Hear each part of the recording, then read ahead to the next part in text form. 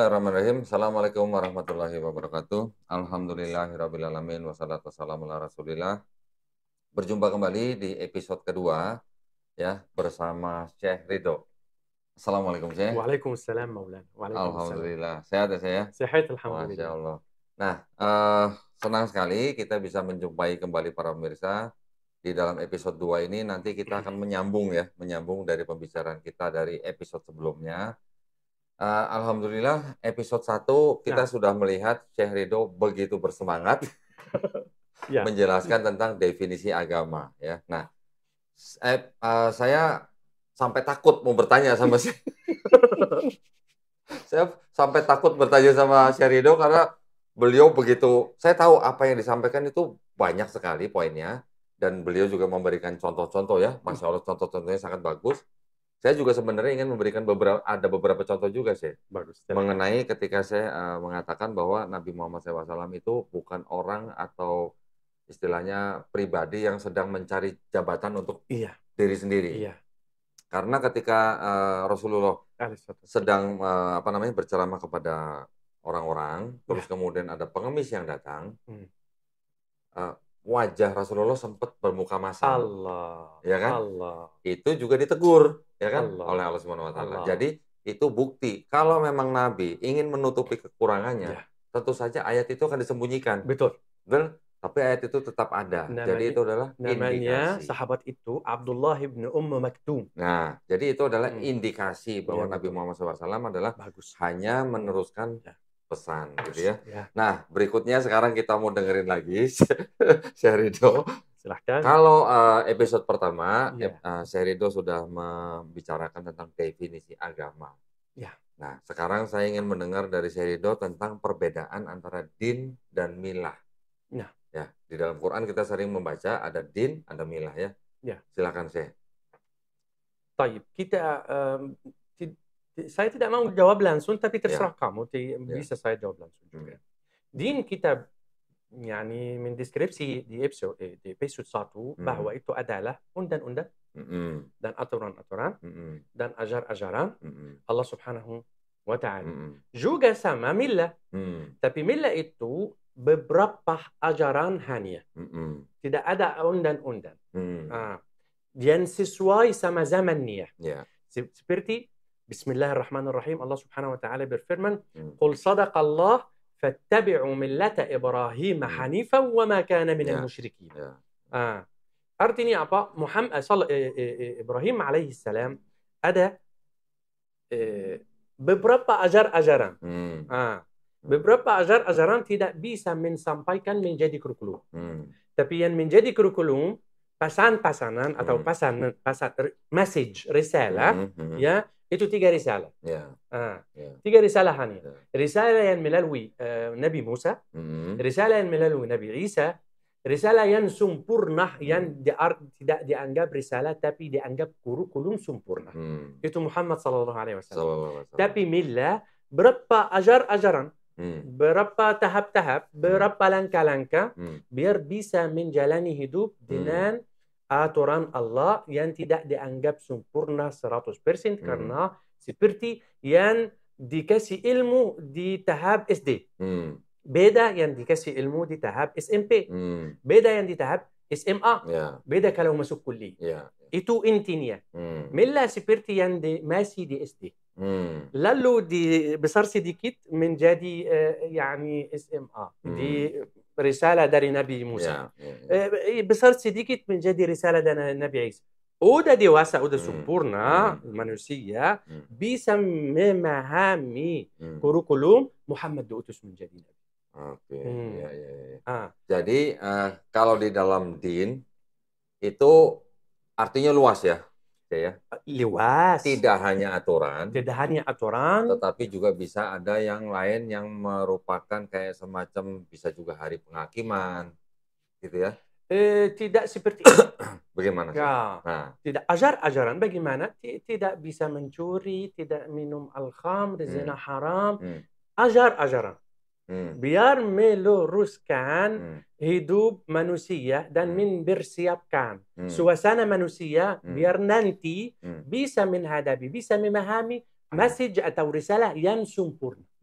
Karena kalau saya menjelaskan poin-poin pada orang SD, tapi poin-poin ini pikirannya, visinya, persepsinya, konsepsinya sesuai sama orang dewasa, tidak mungkin SD memahami. Tidak sama. Ya. Tidak mungkin memahami. Ya, ya, ya. Tapi kalau saya ada anak, saya membesarkan dia anak kecil, ya cuci tangan dulu, tanpa kasih alasan. Kenapa ya Pak? Ikut saya aja. Ya, oke. Itu ajar-ajar. Tidak bisa menanggap ini, kata ini, kurikulum. Tidak bisa menanggap kearahan anak kamu itu risalah. Tidak. Tapi ajar-ajar. Nah, maksud saya begini. Kan kita tadi sedang bicara perbedaan antara din dan milah. Din ini kan tidak hanya bisa diterjemahkan menjadi agama. Tetapi bisa menjadi yang lain gitu. Misalnya hari penghakiman, misalnya Malik Yaumiddin, itu kan bukan hari agama, tetapi hari penghakiman. Nah, maksud saya dari definisi itu, bagaimana Syekh Ridho bisa menjelaskan ke pemirsa? Gitu. Kemudian hari kiamat, bagaimana hukumnya di sana di saat itu, di hari kemudian? Allah Subhanahu wa taala tidak di sabda, "Wa ma kunna berfirman, wa ma kunna mu'adzibin hatta nab'atha rasul." Allah tidak mungkin mensiksakan siapapun, tidak menazabkan orang sebelum mengirimku dia rasul atau nabi atau tanda atau isyarat atau alamat. Mohon maaf saya potong ya saya. Silahkan. Yang tadi saya maksud adalah kata din dan kata milah. Bukan berarti yang tadi saya barusan ngomong itu tidak akan mengirimkan utusan, tapi perbedaan din dengan milah ini dalam konteks kita menjalankan hidup itu bedanya apa gitu maksud saya? Bedanya din itu sempurna, sistem luas bagaimana sikap hidup dengan dia. Sistem luas. Sesuai sampai sebelum Muhammad menjadi nabi, millat Ibrahim masih ada. Siapa yang mengikut millat Ibrahim saat itu? Orang tua Nabi Muhammad. Orang tua Nabi Muhammad mengikut millat Ibrahim dan ada orang yang menganggap. Jadi dia tidak dianggap dia mempunyai agama Ibrahim, tapi mengikut cara pikiran, persepsi, konsepsi, ajaran Ibrahim. Tapi tidak sampai menjadi dipanggil agama. Belum disebut din. Belum disebut din. Karena agama ada sesuatu lain. Ada Jibril turun, karena Jibril turun ini risalah, message, menyebarkan, ada kurikulum, ada tidak, ada gini, ada input output.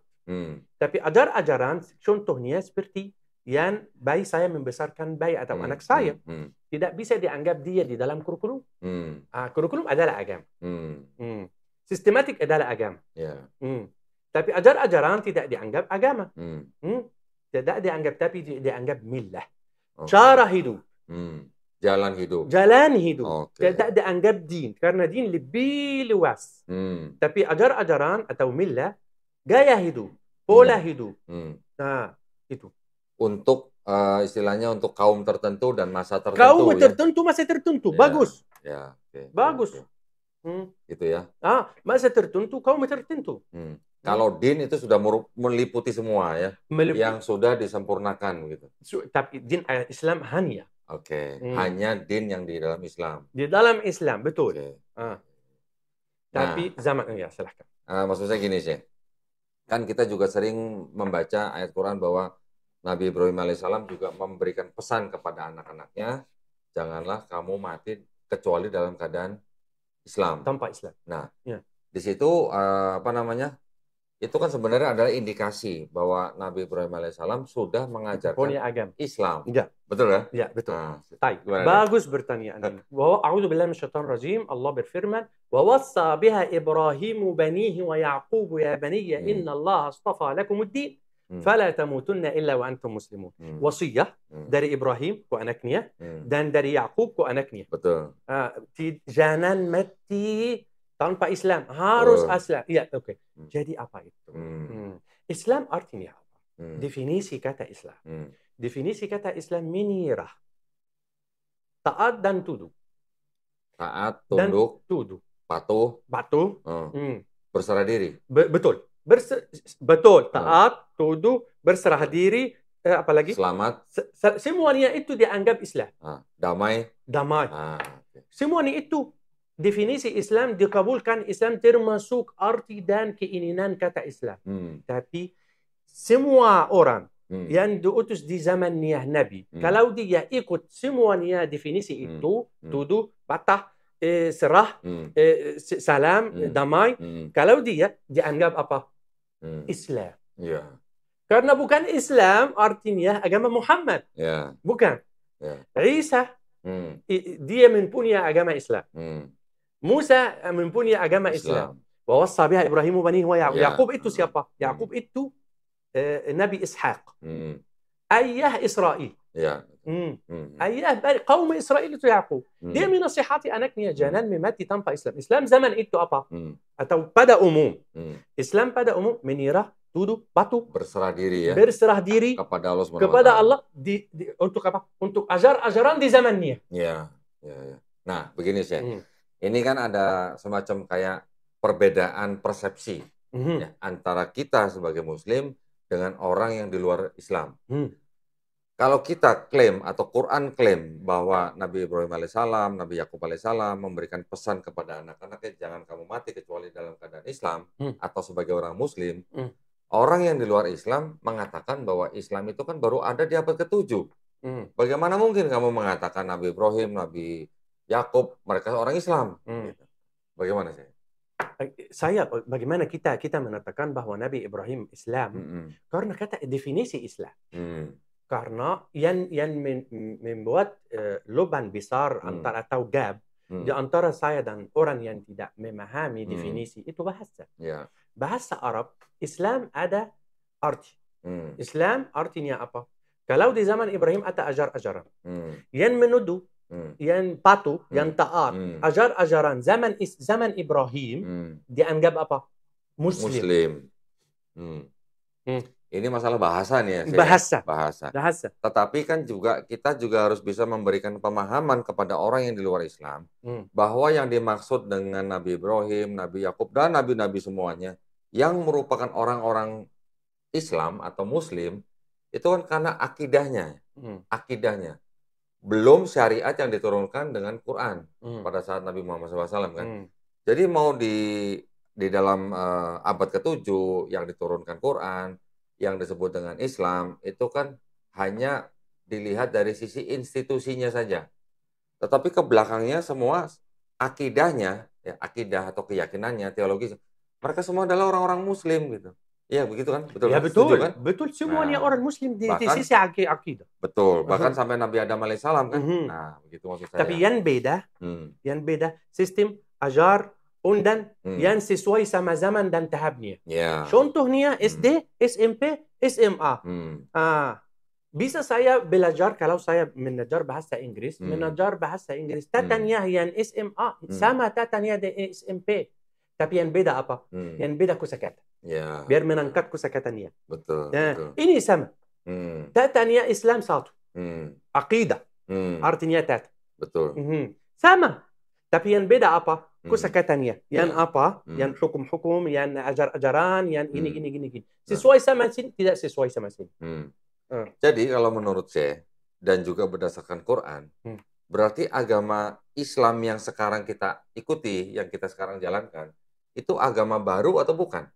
Oh, agama baru? Bukan. Jadi agama baru maksudnya apa? Maksudnya baru timbul di abad ke-7 begitu. Setelah diturunkan Quran. Abad ke-7? Oh, mana bukti mereka yang bilang gini? Yang menuduh bahwa dia baru di abad 7. Kenapa? Karena abad 7 Islam atau abad 7? Berdasarkan Al-Quran yang sudah diturunkan di abad ke-7 begitu. Maksudnya dimuncul pada abad 7 miladi atau hijri? Masihi.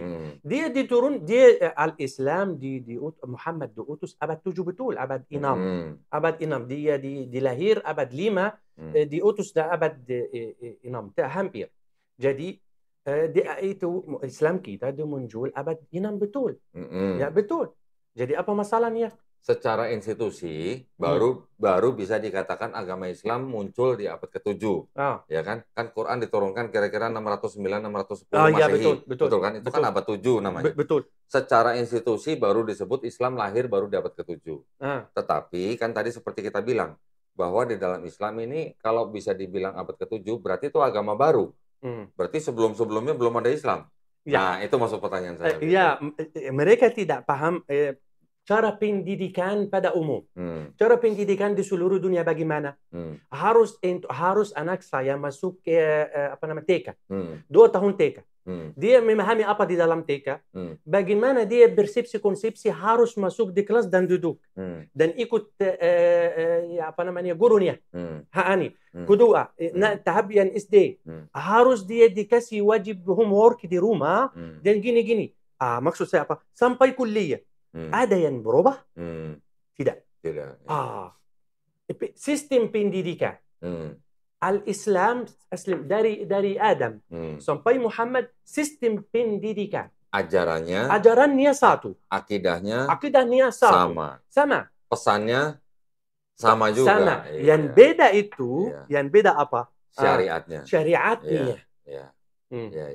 Cara hubungannya. Nah, jadi begini sih. Ya, masih banyak memang misconception. Ya, jadi kalau orang-orang di luar Islam menganggap Islam itu agama baru karena baru timbul di abad ke-7. Tetapi mereka tidak paham bedanya akidah dan syariat. Betul. Ya. Betul. Artinya, kalau kita melihat dari sisi akidah, semua nabi-nabi sebelum Nabi Muhammad SAW, bahkan dimulai dari Nabi Adam AS, semuanya Muslim. Betul. Muslim adalah orang yang berislam. Betul. Secara syariat, betul, syariat yang sudah diturunkan kepada Nabi Musa alaihissalam, Nabi Daud alaihissalam, Nabi Isa alaihissalam, disempurnakan pada zaman Nabi Muhammad SAW, itu secara institusi atau secara syariat. Gitu ya, saya? Iya, benar. Mohon maaf, jadi saya banyak ngomong jadi ini. Harusnya sih ngomong. Dia lupa. Ini saya ingin meluruskan, saya. Silahkan. Karena mungkin saya di Mesir, sama kita di Indonesia, pandangan orang-orang di luar Islam mungkin berbeda. Ya, boleh. Ya, betul. Jadi kita bertukar pikiran pasti berdasarkan dari latar belakang kita pasti. Gitu ya. La ilaha illallah. Kita ini karena gini. Kita berdua di episode ini biar pemirsa memahami tukar pikiran adat istiadat orang Arab, orang Asia. Ya, wajib. Ya, silahkan. Baik. Kalau begitu sebelum saya tutup saya ingin mungkin Ridho bisa meringkas yang tadi pertama topik yang kita bahas. Din dan milah. Silakan ya. Mungkin pendek saja gitu. Ya, din pada umum itu ajaran Tuhan dan undan Allah Subhanahu wa taala. Tapi milah cara hidup, gaya hidup. Bagaimana saya menjalani hidup saya. Biar menyesuaikan suasana zaman itu. Hanya. Baik, jadi hanya untuk kaum tertentu dan masa tertentu ya. Masa tertentu, betul. Tetapi kan Nabi Muhammad SAW kan tetap istilahnya diperintahkan untuk mengikuti milah Ibrahim yang hanif gitu. Milah Ibrahim yang hanif dasar tidak dirubah. Ya. Apakah Ibrahim menyuruh umatnya di zamannya berzina? Tidak. Satu.